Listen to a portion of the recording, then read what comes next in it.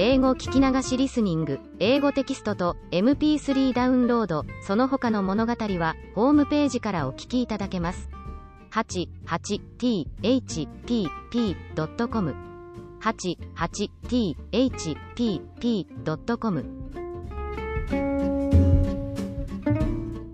Chapter 14 The Winged Monkeys. You will remember there was no road, not even a pathway, between the castle of the Wicked Witch and the Emerald City. When the four travelers went in search of the witch, she had seen them coming, and so sent the winged monkeys to bring them to her. It was much harder to find their way back through the big fields of buttercups and yellow daisies than it was being carried. They knew, of course, they must go straight east, toward the rising sun, and they started off in the right way. But at noon, when the sun was over their heads, they did not know which was east and which was west, and that was the reason they were lost in the great fields. They kept on walking, however, and at night the moon came out and shone brightly. So they lay down among the sweet-smelling yellow flowers and slept soundly until morning, all but the Scarecrow and the Tin Woodman. The next morning the sun was behind a cloud, but they started on, as if they were quite sure which way they were going. "If we walk far enough," said Dorothy, "I am sure we shall sometime come to some place." But day by day passed away, and they still saw nothing before them but the scarlet fields. The Scarecrow began to grumble a bit. "We have surely lost our way," he said, "and unless we find it again in time to reach the Emerald City, I shall never get my brains." "Nor I my heart," declared the Tin Woodman. "It seems to me I can scarcely wait till I get to Oz, and you must admit this is a very long journey." "You see," said the Cowardly Lion, with a whimper, "I haven't the courage to keep tramping forever, without getting anywhere at all." Then Dorothy lost heart. She sat down on the grass and looked at her companions, and they sat down and looked at her, and Toto found that for the first time in his life he was too tired to chase a butterfly that flew past his head. So he put out his tongue and panted and looked at Dorothy as if to ask what they should do next. "Suppose we call the field mice," she suggested. "They could probably tell us the way to the Emerald City." "To be sure they could," cried the Scarecrow. "Why didn't we think of that before?" Dorothy blew the little whistle she had always carried about her neck since the Queen of the Mice had given it to her. In a few minutes they heard the pattering of tiny feet, and many of the small gray mice came running up to her. Among them was the Queen herself, who asked, in her squeaky little voice, "What can I do for my friends?"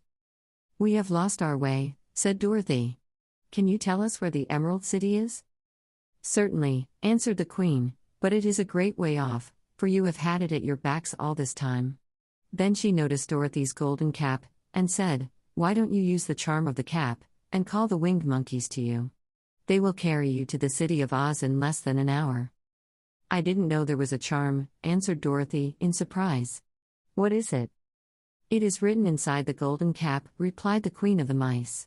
"But if you are going to call the winged monkeys we must run away, for they are full of mischief and think it great fun to plague us." "Won't they hurt me?" asked the girl anxiously. "Oh, no. They must obey the wearer of the cap.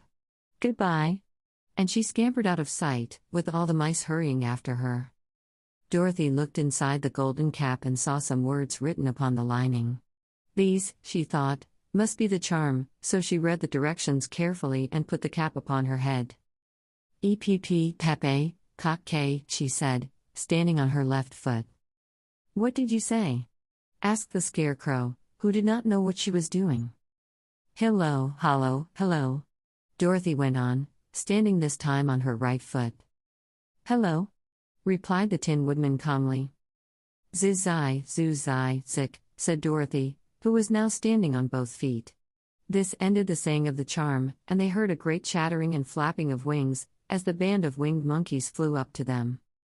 The king bowed low before Dorothy, and asked, "What is your command?" "We wish to go to the Emerald City," said the child, "and we have lost our way." "We will carry you," replied the king, and no sooner had he spoken than two of the monkeys caught Dorothy in their arms and flew away with her.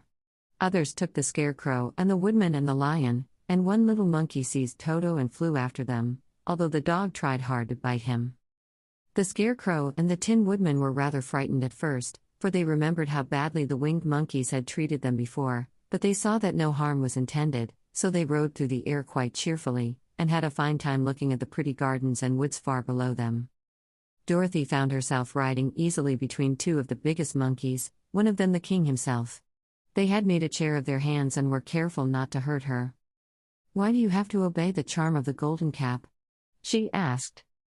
"That is a long story," answered the king, with a winged laugh, "but as we have a long journey before us, I will pass the time by telling you about it, if you wish." "I shall be glad to hear it," she replied. "Once," began the leader, "we were a free people, living happily in the great forest, flying from tree to tree, eating nuts and fruit, and doing just as we pleased without calling anybody master. Perhaps some of us were rather too full of mischief at times, flying down to pull the tails of the animals that had no wings, chasing birds, and throwing nuts at the people who walked in the forest. But we were careless and happy and full of fun, and enjoyed every minute of the day. This was many years ago, long before us came out of the clouds to rule over this land. There lived here then, away at the north, a beautiful princess, who was also a powerful sorceress. All her magic was used to help the people, and she was never known to hurt anyone who was good. Her name was Galette, and she lived in a handsome palace built from great blocks of ruby. Everyone loved her, but her greatest sorrow was that she could find no one to love in return, since all the men were much too stupid and ugly to mate with one so beautiful and wise. At last, however, she found a boy who was handsome and manly and wise beyond his years. Galette made up her mind that when he grew to be a man she would make him her husband, so she took him to her ruby palace and used all her magic powers to make him as strong and good and lovely as any woman could wish. When he grew to manhood, Quolala, as he was called, was said to be the best and wisest man in all the land, while his manly beauty was so great that Galette loved him dearly, and hastened to make everything ready for the wedding. My grandfather was at that time the king of the winged monkeys which lived in the forest near Galette's palace, and the old fellow loved a joke better than a good dinner. One day, just before the wedding, my grandfather was flying out with his band when he saw Quolala walking beside the river. He was dressed in a rich costume of pink silk and purple velvet, and my grandfather thought he would see what he could do. At his word the band flew down and seized Quolala, carried him in their arms until they were over the middle of the river, and then dropped him into the water. "Swim out, my fine fellow," cried my grandfather, "and see if the water has spotted your clothes."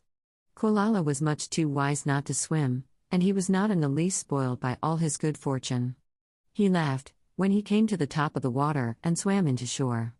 But when Galette came running out to him she found his silks and velvet all ruined by the river. The princess was angry, and she knew, of course, who did it. She had all the winged monkeys brought before her, and she said at first that their wings should be tied and they should be treated as they had treated Quolala, and dropped in the river. But my grandfather pleaded hard, for he knew the monkeys would drown in the river with their wings tied, and Quolala said a kind word for them also, so that Galette finally spared them, on condition that the winged monkeys should ever after do 3 times the bidding of the owner of the golden cap. This cap had been made for a wedding present to Quolala, and it is said to have cost the princess half her kingdom. Of course my grandfather and all the other monkeys at once agreed to the condition, and that is how it happens that we are 3 times the slaves of the owner of the golden cap, whosoever he may be. "And what became of them?" asked Dorothy, who had been greatly interested in the story. "Quolala being the first owner of the golden cap," replied the monkey, "he was the first to lay his wishes upon us.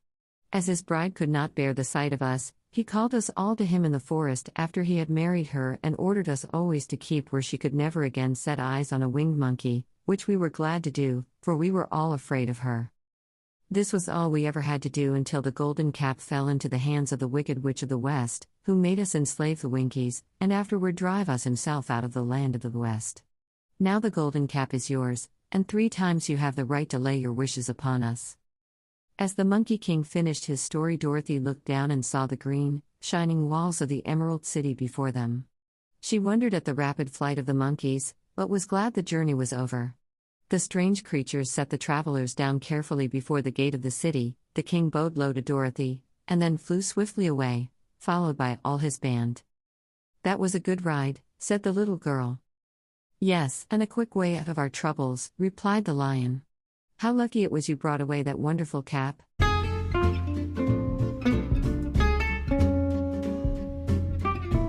英語聞き流しリスニング、英語テキストと MP3 ダウンロード、その他の物語はホームページからお聞きいただけます。88thpp.com 88thpp.com